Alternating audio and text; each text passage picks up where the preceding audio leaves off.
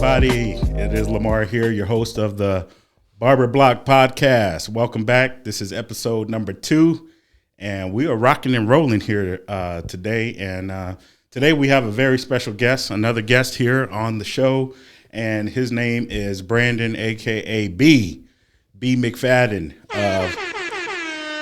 Thank you for having me. Yes, sir. Thank you for coming through. We appreciate you for coming through. Let's go ahead and do the promo for the shop and get that out the way and tell us where we can find you and all of those good things. Yeah. Once again, I'd like to thank you and the man above for letting me place his presence right here. You can find me at the Cut Barbershop on Elliott and I-10, formerly of Lefties, another level on the west side. I've been a barber out here for 25 years this year. Wow. Professionally. Yeah. Yep. That's awesome. So the Cut Barber Shop, right? Yes. Did I say that right? Yeah, All right. All right. The Cut Barber Shop. And we'll be doing some edits, so we're just going to flow with it. So you say you've been a barber now for 25 years. So tell me about, like, before you became a barber, what were you doing? And what was that point that inspired you to become a barber? So I picked up the clippers by 17. I'm actually on my 17th birthday. Oh, wow. Found that I had a talent to cut some hair. But before that, I was in the sports playing basketball. I was in the middle of my varsity year in high school at Apollo. And, just in the middle of the season, one of my teammates, Donnell Harper, he messed up on his haircut. And he said whenever I couldn't get in the barbershop, he would give me a bathroom haircut. And I just stopped by his house one time, and he was in the middle of cutting his own hair, and he freaked out because he panicked, messed his hair up. He's like, "Man, Brandon, I need you to fix my hair real quick. Do this, do that, do this, real quick to the clippers and fade me out." So I did it, and it came out quick and easy, and I was like, well, "I can do this." Yeah. So you started out fixing a bad haircut. Started out fixing my barber's cut, and just knowing the demographics of Arizona, knowing that there wasn't too many black barbershops in the city. I said, you know what, supply and demand. I think the West Side needs a good up and coming barber. Yeah. Especially on the West. Yeah. So you started out on the West Side. What was that experience like when once you decided, like, okay, I'm gonna become a barber? What was that pathway to getting into a shop for you? Oh man, it was very, very challenging. I had to make a big executive decision at a young age as far as what direction to go. I started school in barber school in like I said, 97, my senior in high school. My teacher, Miss Hobbies, she got me. I wasn't supposed to be in you can be 17 years old in barber school, but you had to have a GED. So since I was still in high school, my teacher, Miss Hobbies, she got me approved where I can go to college and get a high school credit. So she made it possible. And then just, as far as once I got into school, I got my rhythm. There's a whole different technique. It's like playing street ball to playing organized ball. You got to switch it up, and you got to, learn the ropes. So once I got in there and started getting all the clients from Maryville and Trevor Brown, word started traveling. I started getting shop owners coming by to pay me a visit and started recruiting me. So by the time I graduated barber college, I had about 5 to 7 different shops to choose from. Oh, wow. Yeah, that was like, we want you. So I'll go check them out and, just get a feel for the environment. Yeah. Actually, one of my first spots was Top Notch Barbershop on 27th in Bethany. Man, Dre gave me an opportunity while I was still in barber school. So I did that for a weekend, but I was 17, 18, and he was trying to make me the man. I was like, this is your shop. I'm like, I don't know enough yet. Let me pipe this down. I need to learn the ropes. So I had to maybe go to another level was just the leadership that they had. The Carl Holmes, one of the owner of the shop. He had a great sense of just having everybody come in the shop and be a real community, like a country club for people. He's based out of Milwaukee, Wisconsin, so he brought that energy and the vibe that the city, not so much the city, but the state needed. Someone how to because before coming out here, it's hard to find a real shop. You had a lot of. You can get a haircut anywhere, great clips, but you need to feel at home when you come into a shop. So what Carl did, he created that environment, and I really liked that. And he had a phenomenal clip over comb technique. He's like, man, B, you ain't no real barber till you can get this technique down. Right. You don't need no guards. Yeah. So just with that type of leadership, I feel like that was something I could learn from and grow from that environment, because he had a bunch of seasoned barbers in the shop. Yeah. So it came down to just making where all my clientele was based at, staying on the West, Maryville. It worked out good, but it definitely was a little rougher. What seemed normal for me wasn't normal. Yeah. But it helped. Dealing with our folks, you got to know how to move around. Yeah. And different types of people, class. So it was good training ground for me to start right there. And I started there in '98, and about 5 years later, I took it over. He sold me the shop in 2003. So so in 2003, you had your first shop. Yeah. So how old were you then in 2003? I was 23. 23. Okay, so fairly young. Still young, very young. So what was that experience like, being a shop owner at age 23? So at that point you were in the game for a while, but officially, so 5 years in the game, and then at 23 you're running your own shop. How did that feel, and what was the lifestyle like, and what were the things that, if you were looking back now, you wish you would have known back then? Man, that transition 2003 was a pivotal year for me. I had my daughter born that year. Took over a shop, came into ownership. Had definitely a lot more responsibility on my plate. Yeah. So I felt like it was normal though. I felt like I was ready for it, because Carl had at a young age, at 18, like my first year, he was like, "This is gonna be your shop one day." I'm like, "Yeah, right." So he saw it before you did, for sure. Yeah, he's the one that grew me. I give him a lot of credit. We had our differences later on in life, but I always gonna pay my respects and give him his credit for help making me who I am. Yeah. 23 definitely was a. I had to shape it up. I had to grasp that ownership concept, and the problem was that I had a bunch of older barbers that I had to be their boss now. So that was challenging, right? Yeah, the transition was different. Mentally, some of the just had a problem with grasping that concept, but overall, I was never disrespectful. As far as people I work with and work for me, it was never like a ego type thing. So it's always just more so me, just keeping the doors open, keeping the lights on, and trying to promote the business to get it to its highest level. I definitely had some good marketing classes.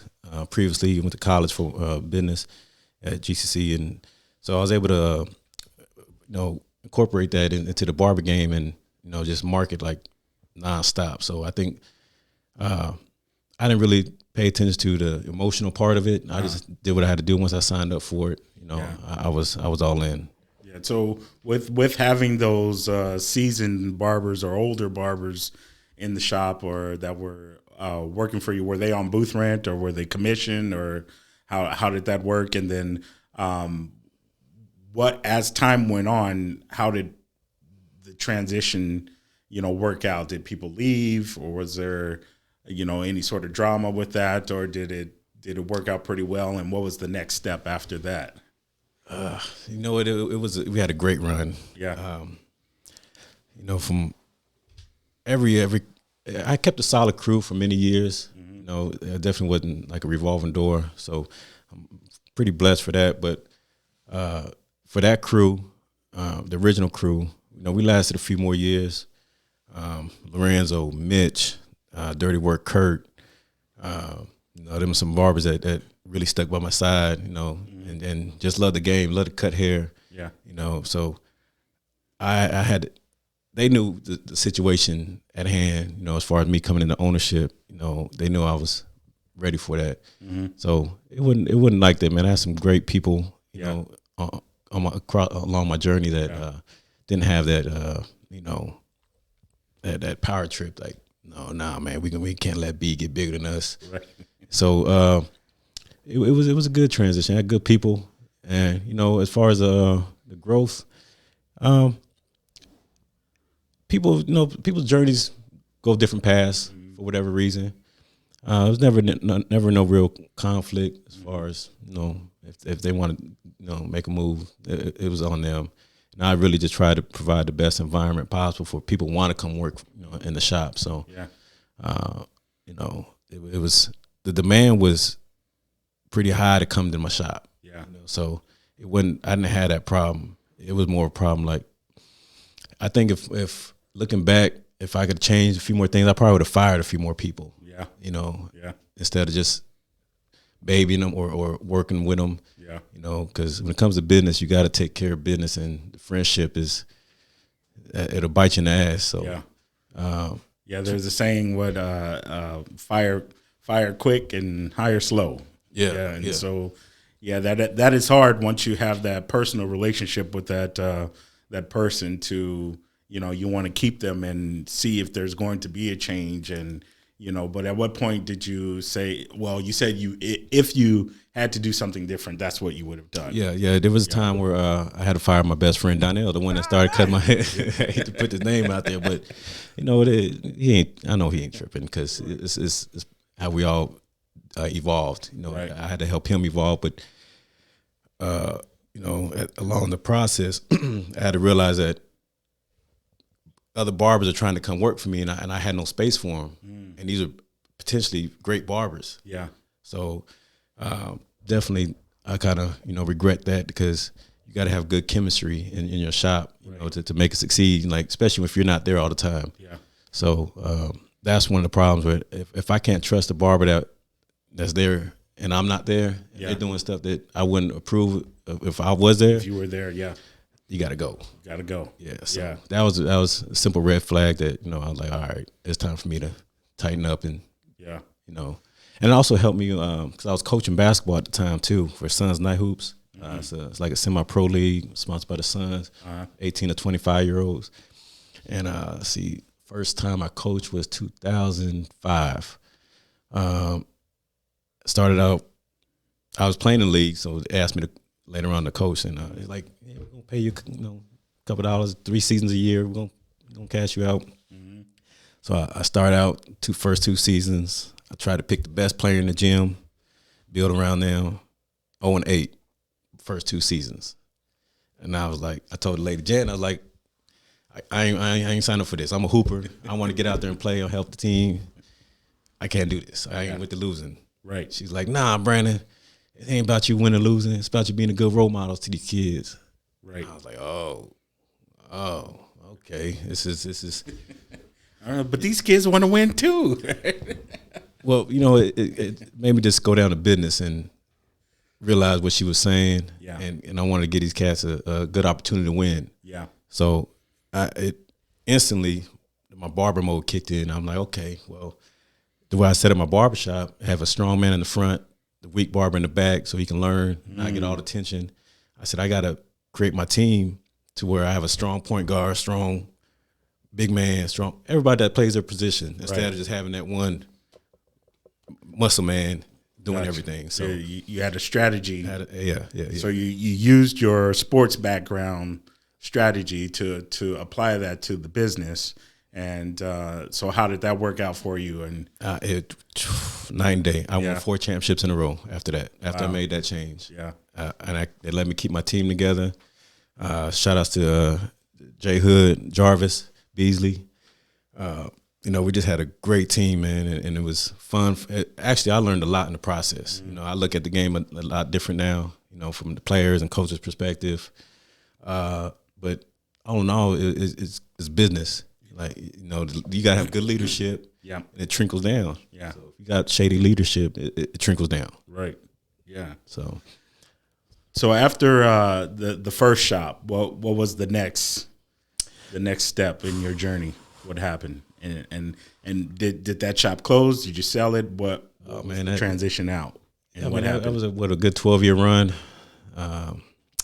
It went through so many different levels, winning awards. But the transition was, I got in my 30s and I started getting older. I started, I needed to change my environment. So ideally, my goal was to sell the business. You know, I remodeled it and dressed it up to put it on the market to sell. But before I could do that, the landlord came in and was like, "No, we're not renewing your lease." Oh wow! Yeah, it's time for you to go. I said, "Oh, well, I don't want to be where I'm not wanted, so it looks like I'm going to have to take an L on this." So, it was a hard thing to do. You know, was there a reason why they didn't renew your lease, or did they have other plans for the space, or what happened? Yeah, there's many reasons. If I knew them all, I would tell them. But you know, for at the end of the day, I feel like I got kind of pushed out because we had a long history of being one of the longest tenants in the plaza, where we were the anchor store. You know, during the recession from 06 to 08, you know, a lot of businesses left. You know, and they tried to raise my rent. I had to write them a letter. I said, "Nah, ain't no other businesses in here. Right, we're the only one that's in here keeping it moving." It's like, okay, keep it the way it is. I said, well, damn, why don't you reduce my rent? But I didn't say that part. But just the fact that they honor my letter and didn't raise my rent during the recession was crucial. What was that? About the what was the reason why you were leaving? Why did they? You said they weren't renewing your lease. They didn't want to renew the lease, and what was there another reason? Did they tell you why, or what did you feel the reason why they didn't renew your lease? Well, you got to think of the time frame, the years that we're in. From, like I said, actually you know, someone told stories about the shop. So, you know, the people I took it over from, you know, had a nice, you know, ruthless street reputation of you know, how the business got started. So once I took it over, I was, you know, kind of cleaned it up and changed the image on it. But that image was always there, you know, so it was like, just leading up to the final closure part was, you know, we were just getting harassed from city cops, man. They was pulling over clients, just doing extra stuff that I never heard of. I mean, but if you're in the hood and you got a successful black business, I'm sure other owners have, you know, been through that type of pressure, you know.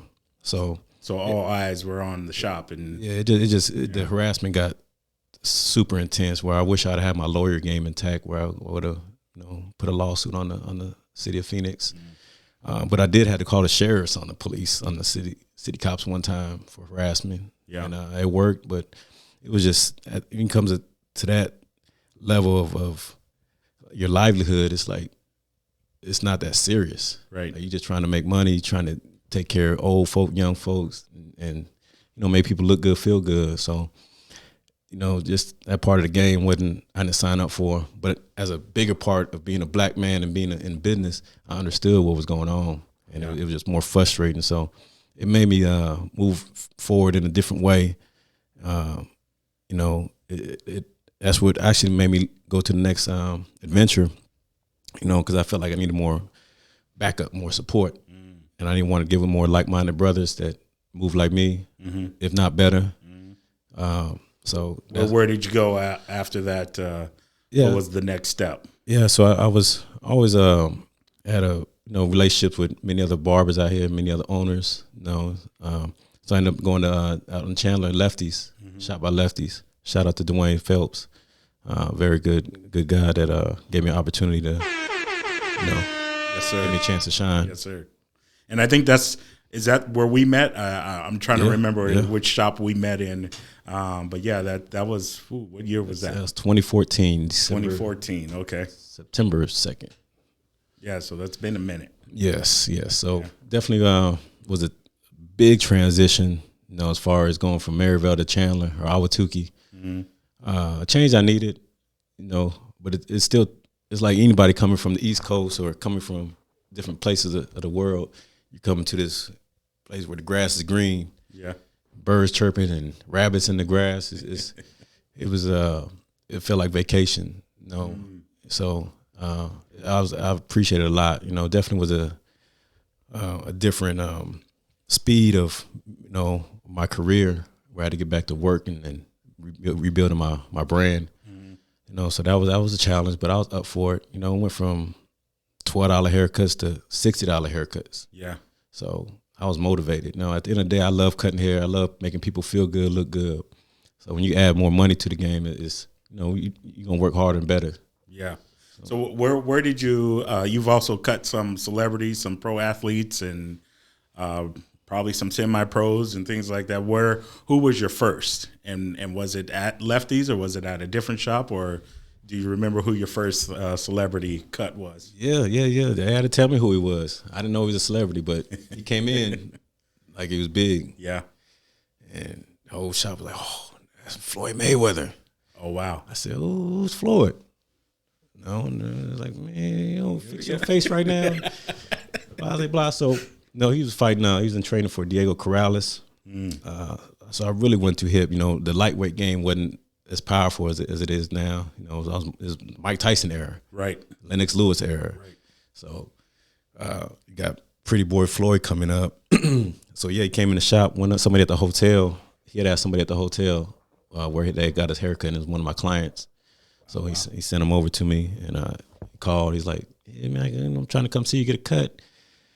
I said, "All right, bet, come through. I'm on 67th Avenue Indian School." He's like, "All right." He called me like 30, 40 minutes later. He's like, "Man, I'm on 67th Street in Indian School. Where you at?" Oh no! I said, "Bro, you in a nice part of town, right? You gotta take Indian School about 30 minutes the other way." See, you got 100 blocks to go. Yeah, it's gonna change a little bit, but just come through. I'll be waiting for you. So he was definitely the biggest one and biggest tipper, and it motivated me the most. Because I was like, shoot, if I can touch Floyd, I pretty much touch anybody that come out here. Yeah. So instantly, my brain started moving, and when people come in town for concerts, I had a cool plug for some backstage passes. I'd break bread, just to network and keep my name out there, let them know. My thing was, like, it wasn't too many good barbers. Now this city's flooded with talented barbers. Mm-hmm. But in the late 90s, early 2000s, it wasn't nothing but Fade Tight, Mark, shout out to Justice, one of the coldest barbers in the city. Yes, sir. That's my barber. Yeah, definitely one of the, made me step my game up. And actually, he was Mike, I'm Kobe. I was like, I don't know if I'll be able to beat him, but I want to be like him. Yeah. Type deal. So, growing up, it just wasn't too many shops like that. Growing up, but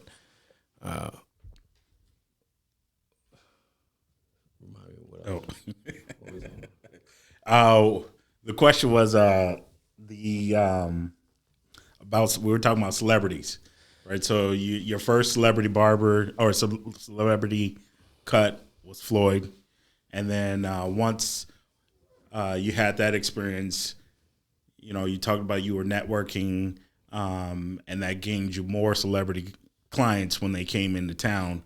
And do they come back to you anytime they're in town, or how does that work for you? And then also, are there any local celebrities that you cut on a regular? Yes. First and foremost, the family's AC Green. So celebrities, to me, they're like regular folks. Mm-hmm. They just reach their ultimate level of talent and fame. Yeah. But it's still about how they conduct themselves. Yeah. Definitely dealing after having family like that, it helped me move around different crowds in a better way. Mm. But I will say this, that dealing with the G Unit was probably one of the most intense moments I've had to use. Like everything I was taught right then and there. Yeah. Streets, corporate, family. Yeah. Everything. Because it was they came out here like 150, 200 deep. They sent me in a room like 30 deep. First thing they asked me, like, "Oh, who sent you?" I'm like, "Dog, I'm the barber, man. I'm trying to help y'all out." But it was just a high security. Yeah, it's just the way how they move. Yeah, and but definitely, I tried to, like I said, after Mayweather, I definitely tried to, make it a task to let these people know that there's a good barber out here. This is before social media, so I had to go hands on and market myself and let them know. My famous line that I told Jay-Z was that So I'm the best barber in Arizona. If you ever need my services, here go my card. Oh wow. I had that. I Yeah. practiced that line forever, so I'll Yeah. never forget the junk. Yeah. But so it just made me just put myself out there in a guerrilla tactic way, like, because you just had to move different out here to if I want to get on Justice level, Mark Fay Tight level, Yeah. where he's doing Sports Center interviews before the playoffs for the Suns, Yeah. I got to move around. Yeah. Because wasn't nobody just coming to Maryville like that. Right. So definitely made Maryville 6-7 Indian School a hot spot. We had Jamal Tinsley, we had Shaw Money, we had Lil Duval. Definitely had a lot of people come through. It was needing the service when they come in town. Yeah. So now, I mean, you build a relationship, but at the end of the day, they don't always come back like 10-4 like that. Mm-hmm. It's sometimes just a service. Mm-hmm. So as a barber and upcoming barbers, if you get a chance to deal with these celebrities, shout out to Mike Epps. Mike Epps did come through one time. He's like, I don't want no haircut. I just want to see where the black folks in Phoenix are at. Oh, wow. Yeah, so my dude brought him through, chopped it up, had a good time with him. Yeah. But these barbers, when they deal with celebrities, I will say this, like, if you deal with a household figure, household name, make sure you get a picture. If you can, get a sound drop from him. Like, yo, this my man, Mike Epps. I'm here with my man Brandon getting cut. Come check him out. Just save that in the email. You can do so much with it in the future. Yeah. But just notoriety means a lot because, it's a small world. So you never know how things going to come around later on. So when I remember meeting you, coming through the shop, I was going shop to shop selling supplies, and that's kind of how I met everybody in the barber community. Not necessarily, knowing that it would come to this, right? So to the point where we are today, and so I remember, you were sort of the quiet one in the shop, seemingly, while everyone was, throwing shots and everything. You were just over there handling business and just really honing in on what it is you were doing. So what was your motivation behind that, and how did you engage with the rest of the shop at the time and so forth? So yeah, it was, I mean, listen, we in 2023, 25 years in the game. I got smile lines. I've laughed so hard in this barbershop business that you can just meet some great people. You have some good times. So when I came to Lefties, when I met you, my mindset at that time had changed. That I didn't go there for friends. I didn't go there for kicks and giggles. I went there for business and network, make money, take care of my family. Yeah, get the shops back. So my first go around, in my first upcoming years, I would indulge in more shop conversations. But as you get older, as an old dog, they say, you kind of, you lose the flair a little bit. So I can definitely say that I just didn't have the same energy as when I first started. So a lot of conversations I just didn't indulge in because I didn't feel like, not so much that it wasn't worthy, I just didn't want to have wasteful conversations. Gotcha. I'd rather give my client my attention. Yeah. It's only 20, 30 minutes. So dealing with Penny Hardaway definitely helped me structure that mindset, because you're dealing with these people, you can't be on the phone trying to cut hair and having shout arguments over are you trying to focus on the hairline. Right. So it really just came down to, just principles of handling business. Yeah. But, I would indulge every now and again, but, people's career at different stages in their life where it's just fun and games for them. Right. And they don't take it as serious as they should. Right. About locking in that client, because that client is paying your bills. If they come twice a month, 6 times a year, they're helping you survive. So, that was just the mindset that I had and still have, actually now I'm in a new shop and it's, in a new growing phase, I've had to resort back to some of them shop conversation flows of just picking up different subjects to raise morale in the shop, get the chemistry going. Because now that these phones are tucking over, everybody just tone down in there. Yeah. So it's not like you come in the shop, hey, how everybody doing? That kind of era is gone. Yeah. So it's a challenge to bring that back and make people talk. So so that's where I'm at now. Yeah. It's different phases, but it's needed. Yeah. So I enjoy it. It's definitely it's got it. That's what makes it a barbershop. What's old school feel of community, and you go to the barbershop and your barber's not only cutting your hair, but that's your counselor. Right. You're asking them for advice, and you're just chopping it up. It's for the client.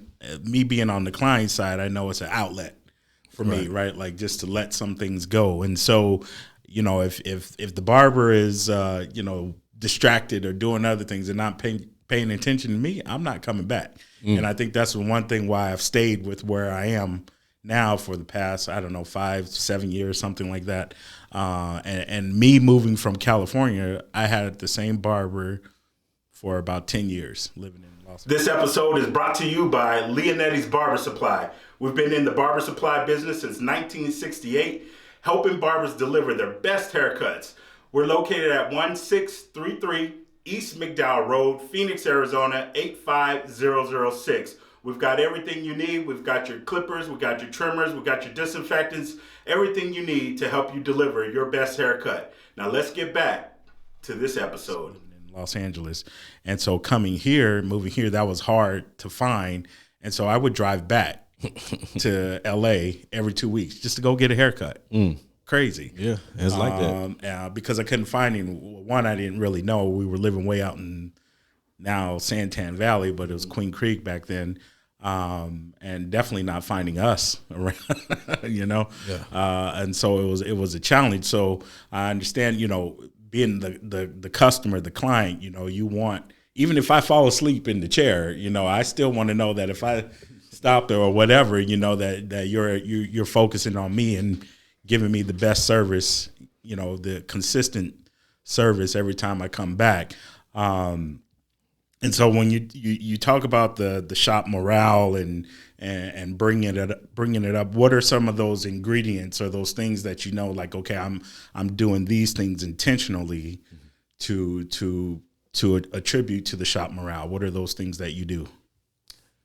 Specifically, it's kind of like you say, everybody's coming from a position like you, where they're going into a new environment, and as you get older and you leave your nest, it's hard for you to trust new people. Mm-hmm.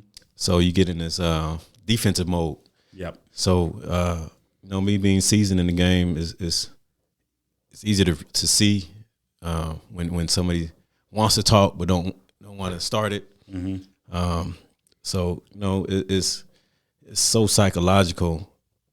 It's just like everything else. You asking the right questions.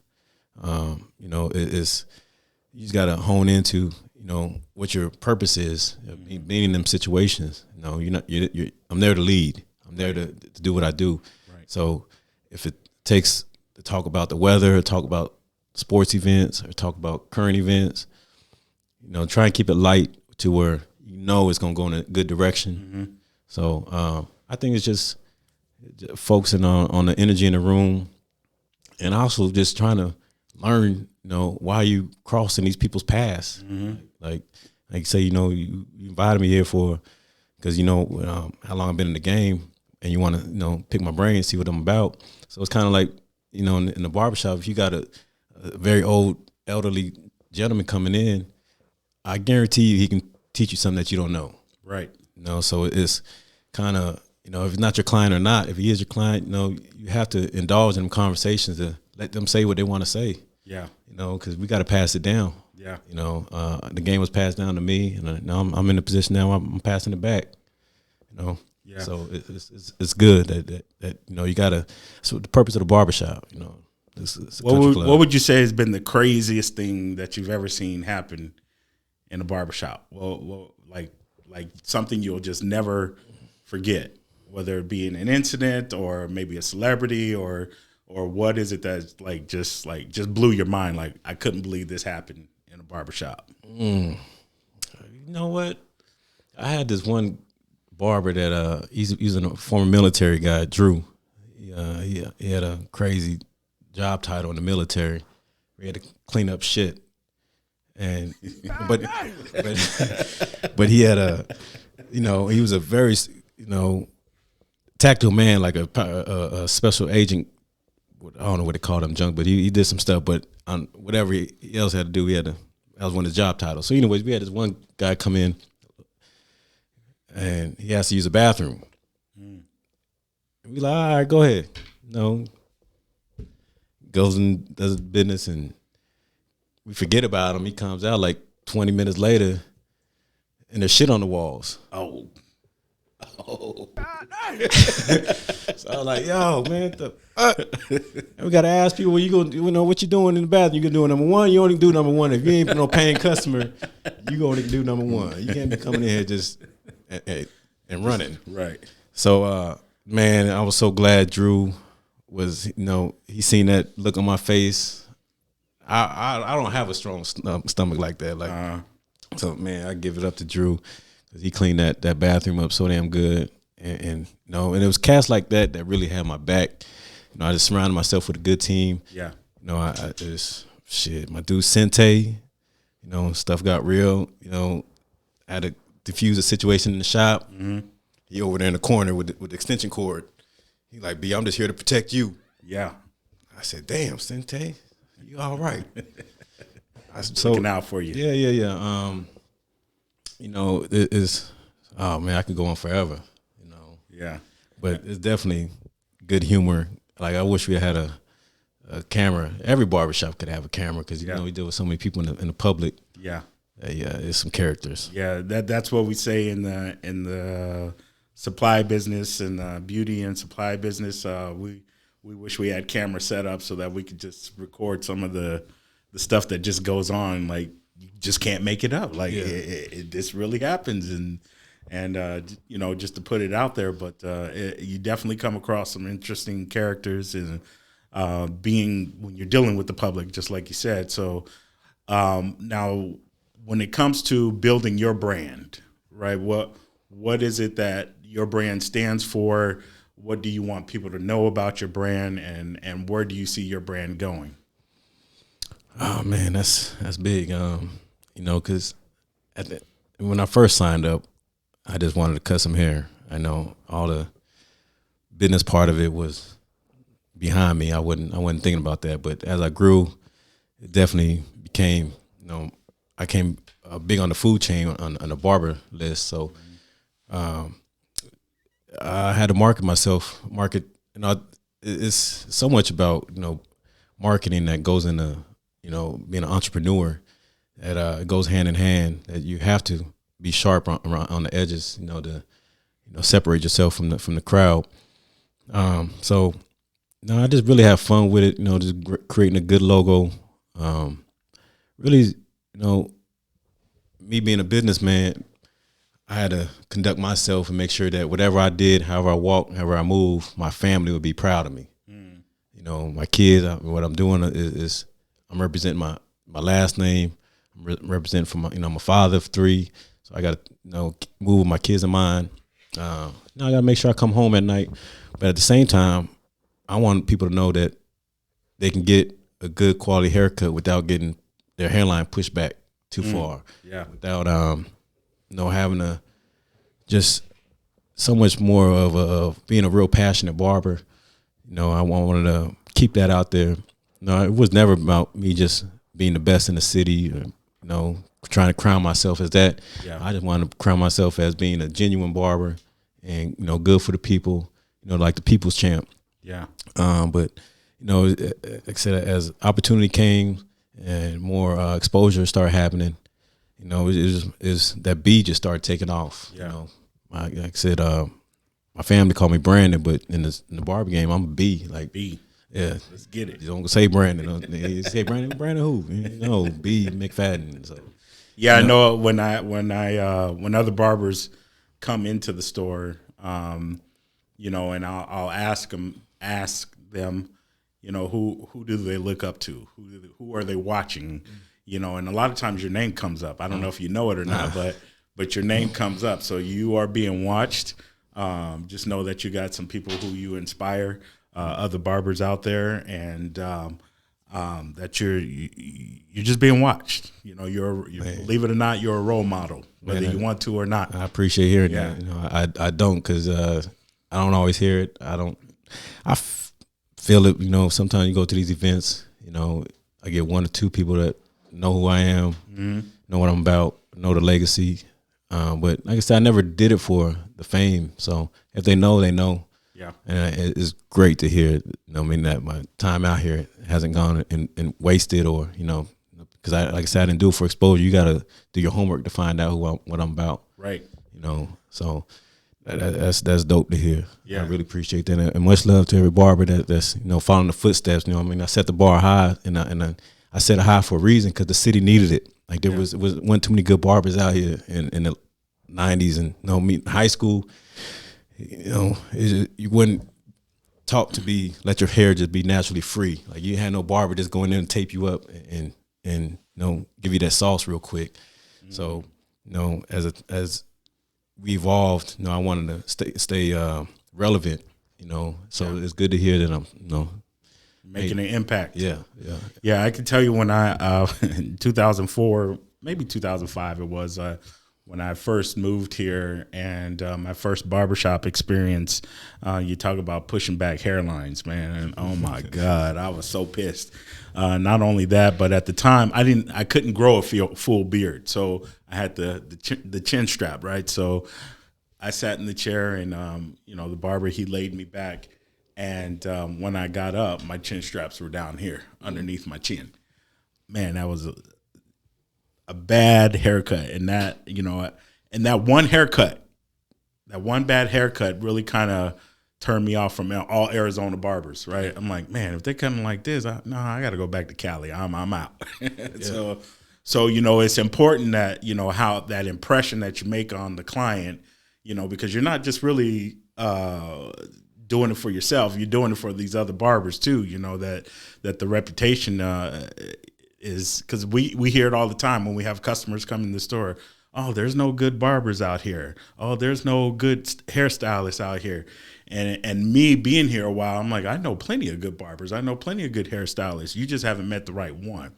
But it really just takes that one or two bad experiences and to give a blanket statement over the whole industry here in Arizona. So, I really want to keep encouraging you to keep putting out there the good work, and knowing that people are following you and looking up to you. And, as far as your strategy, your marketing strategy, what are some of the things that you're doing? Are you using Instagram, or are you using Facebook?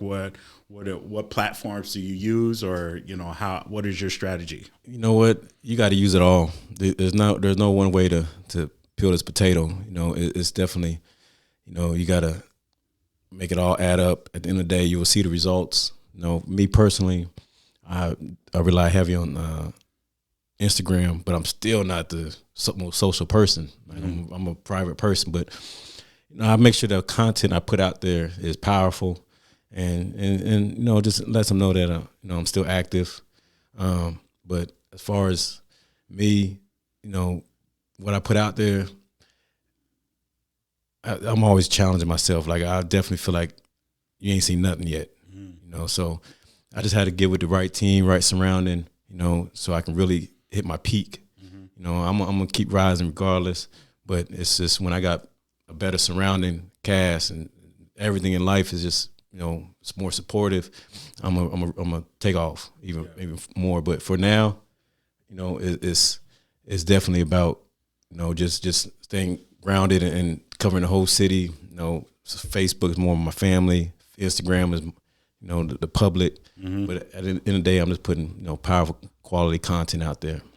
So, all right. So when it comes to the new barbers coming into the game now, And I want to get your take on it, because when we started in the supply business, barbering was way different than what it is now. True. Back in 2009 when we started, and so it was either you were been in the game for a long time, you're older, the old man sitting behind the chair cutting the hair, just like the Coming to America, scene. And so now you have. And then it was those who were unemployable. Maybe they were coming out of prison, they had a record, so they were employable with, in society. America, yeah. So they had to find another way to support their families, regardless of whether their character was good, bad, it didn't matter, right? This was another way for them to do that and to contribute to society as well. And so then you started to seeing the popularity of barbering, coming up, where it was cool to be a barber. Now it's cool, it's fashionable, it's trendy to be a barber. And so now you have these new barbers who are coming in at that phase. Like they want to do it because they see the celebrities, they see the celebrity barbers, and they see that status that you could get in being barbering. So what would you say to those coming into the game now at this point? Oh, yeah, you definitely hit it on the money right there, because barbers is definitely almost like the new rappers in the streets. Is social media has definitely gave people a platform that it wasn't there before. So it's important to stay humble. As the upcoming barbers, you can't. A lot of them, bought their own likes and followers. So everything that you see on the out there is not what it is. So you if you're on the end of where you're putting it out there, you have to know that that's not everything. You have to. There's more to barbering than just your content that you put out there. It's I would say definitely staying humble. Staying grounded is crucial. Dealing with the people, keeping your sword sharp is crucial, because you get. You're dealing with 10 to 15, 20 people a day that are sucking energy out of you. So you have to, yourself, when you come home, you're like, oh, man, why I feel this way? Why am I so exhausted? Why I don't feel like, because you're not in shape for this battle. That's only been 5 years. Yeah. So you imagine 20 years and 15 years of constantly, people sucking life out of you.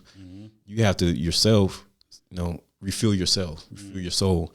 And that's a challenging thing to do, but I definitely would say, keeping a higher spirit intact, is crucial. What's one of the ways you refuel yourself? What's something that you do? Well, I'm conscious of what I listen to and what I watch. So I don't watch the news, and I'm selective on what TV shows I watch. But my bread and butter is the gym. Whether it be the morning or after work. I definitely get sometimes 10-minute workout or 30, 40-minute workout after a long day in boots and jeans. It don't matter. I just need to do something that was harder than work. Gotcha. Okay. So, that's how I do it now. This helps me for the next day. Gotcha. So now I haven't been on that routine forever. I started having some back problems probably like my 10th, 12th year in the game after a car accident. So I had to find ways to strengthen up my back from all this moving and twisting people around. Yeah. A disc would slide out of place. So I had to stay in the gym and really stress too that way. Yeah. But there's so many different ways that barbers, upcoming barbers, like you say, that are trying to make a lifestyle for themselves. Definitely dressing for success is probably a big thing in the game. You got people want to see that you're taking care of yourself, hygiene, just some basic etiquette that as people just don't always pay so much attention to, but it's crucial. The guerrilla marketing is probably one of the biggest thing that you can do. You can't rely on the shop to make you pop. You got to make that shop pop too. So you got to market that shop, market yourself, and generate traffic coming in. And that's what you're booth commission or commission or booth rent, right? Yeah. You got to do your part. You know, some people go in expecting that they're just going to get fed. Right. You know, they got to go out and hunt. You know, you got to go get it. Yeah, that'll help everybody out. You know, it'll help you grow as a independent contractor, help you grow as a barber, help your clientele base grow, help the shop grow. And you never know who's watching. That's probably the biggest thing. Like, I didn't know who was watching me during my journey, you know, because I definitely could put a lot more content out there, you know, just for the fans' sake, you know, being in the Source magazine, being in local media write-ups. My parents, man, they got especially my father, he's go to his office, he has so much collective stuff that I've put out that was written up on me in the shop throughout the years. Is really, So we're looking forward to the B Museum. Yeah, all the memorabilia. The archivist, Mari Stoudemire. Yeah, man, it was definitely it was just marketing myself. I mean, I didn't have to. It was a lot of stuff was put out there. You know, all I had to do was live up to it. Right. So, you know, my thing was I don't want to be just a myth. I want to be bigger than a myth. Yeah. Like, you know, at least be real in real life. Gotcha. You know? Now, what outside of barbering, what do you like to do? What's your favorite kind of, your hobbies or pastimes that you like outside of barbering? When you put the clippers down, turn them off. Oh man, you already went to the gym. What does B do? Be at 43. Man, I like to make sure my kids are happy. You know, entertain them. They can rejuvenate. They can give me something that nobody can give me. Make me smile in the ways that nobody can. But other than that, you know, I'm at a cool pace right now where I'm good with a pleasant environment, good food, good cocktail. Definitely traveling. I've definitely been trying to travel a lot more, you know, lately. Yeah. But hobby wise, you know, I still love the game of basketball. So going to Suns games, just staying active, helps the time go by. Yeah.